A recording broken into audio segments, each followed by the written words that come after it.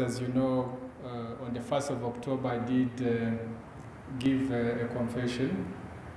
For those who are Roman Catholics, I'm sure you are very familiar with confessions. Those who are not, you know that confessions about doing something wrong are always very, very, very difficult. But I want to make sure that I mention to you today that it's also something very, very important to do in one's life. But before I do that, Rwanda's history, as my colleague Paul was telling the earlier audience, it's a long history, as I'm sure Ambassador Flatten was able to learn. Our country is much, much older than the United States. We're a country that has been in existence, a nation that has been in existence for centuries. At the end of the 1800s, we became colonized by the Germans when the imperial powers were trying to capture territory for various reasons in Africa.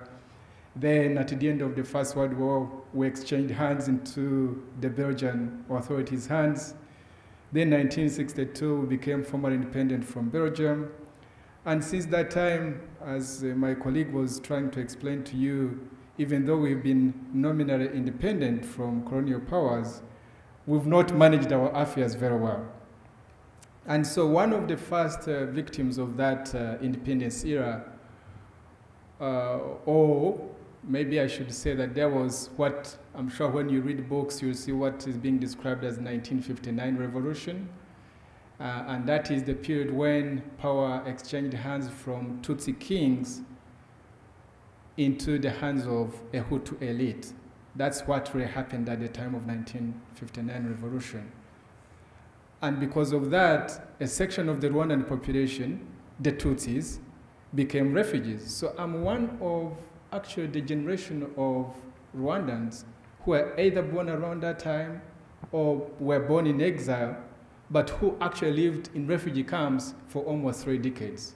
In fact, I did live in a refugee camp until we took up arms against the government of the day in 1990. I say that also to show you later on that for now, as we speak, whereas from 1959 to 1990 or 1994, the refugees were Tutsis. Now from 1994 up to now as we speak, the refugees are now Hutu. And that's a very important point to note, and it's very much related to the problem of reconciliation. And so I have been a refugee, as I've said, and I became a rebel soldier, took up arms against the government of the day, and my organization was able to capture state power in 1990. But we captured state power at a very, very expensive price. Because when you lose 1 million people, and subsequently, as you've heard from Peter and from others, many, many Rwandans have died since then up to now, not only in Rwanda, but also in the Congo. Then you ask yourself, what kind of victory was it?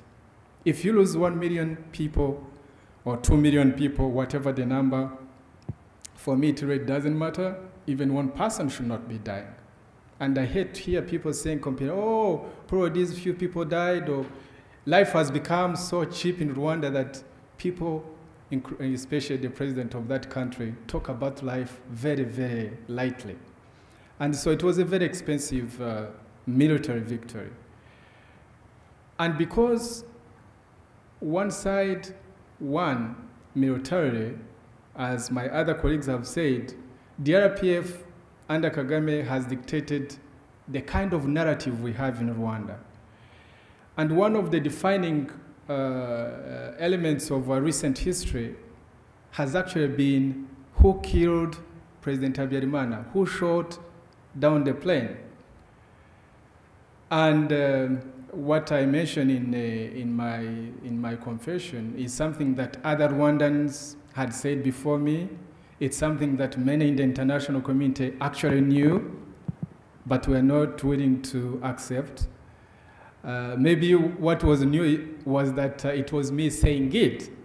But to be honest, I do not think that I was particularly saying anything particularly new. And you would then ask, how relevant is it to truth-telling? I happen to be one of the members of an organization called Rwanda National Congress that is now almost 1 year old, which is trying to preach this message of reconciliation and healing and peaceful transformation of Rwanda. And when we've gone to Rwandans across the ethnic divide, the Hutus and Tutsis, here in America, in Canada, in Europe, and everywhere we've gone, always, without exception, people always ask me or ask my colleagues, who actually killed President Habyarimana? And to always put me in a very difficult situation, because on the one hand, I knew the truth of who actually did it, but on the other, I had not actually crossed the threshold of fear to say, actually, I know who did it, and this is the guy who did it. Because I have known this for many years, and it's only recent on the 1st of October 2011 that I had to do it. And I had to do it because of the theme of today, which is, can we as Rwandans begin to talk to each other first and foremost, even without playing to the gallery? Because very often when foreigners are watching, like the gentlemen and ladies who are, I think gentlemen who are asking questions, most likely these are people from that Kagame sends from all over America. He pays for their tickets, he pays for their hotels, to appear wherever Paul is so that they can be disruptive, to be where I speak so that they can be disruptive.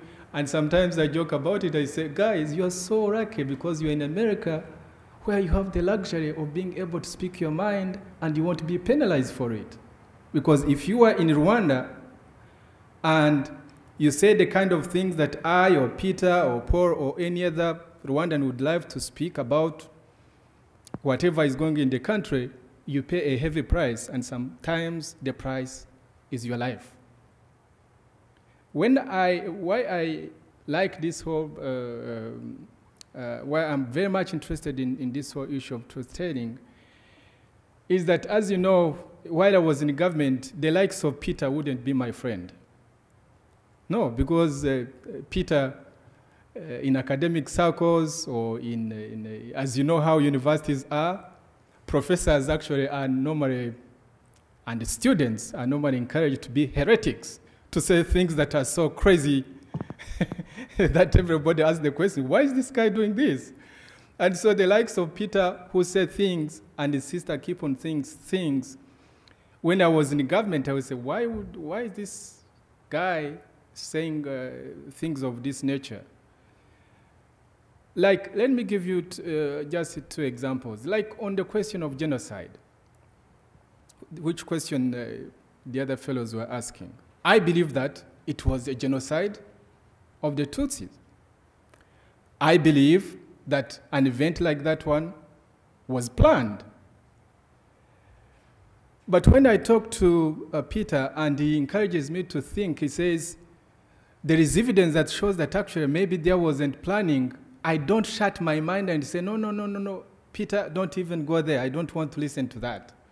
Or when he says the RPF was being supported by the Pentagon and the Americans to make sure that it's strong and wins, because I was part of the leadership of the RPF, I say, Peter, I disagree with you on that point, but I'm open-minded. You can convince me. Then he says, I can show you the evidence.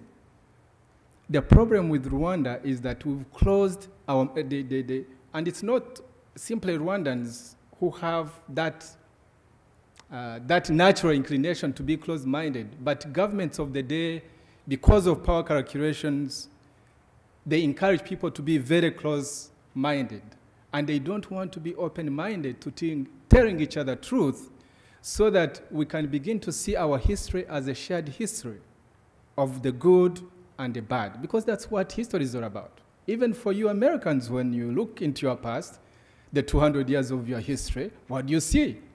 You see stains. You see stains of slavery. You see stains of the Civil War. You see stains of how, Americans abroad have not always been the magnanimous superpower that we would like to believe it is.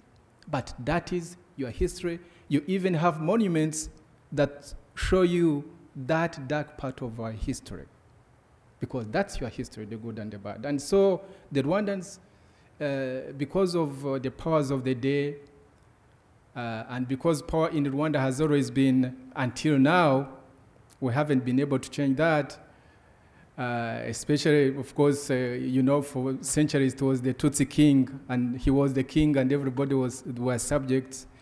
And of course, since 1959, it has been power first from a Hutu elite, and then 1994 it changed hands once again into the hands of a Hutu elite. And so because of this, whenever one small group captures state power, it becomes what I think we were talking about it earlier in our conversation. It's the winner takes it all. Or in economics, what people have called the zero-sum game. When I capture power, I must make sure that the other side suffers. And the other side either dies or is banished into exile or learns to live like a second-class citizen.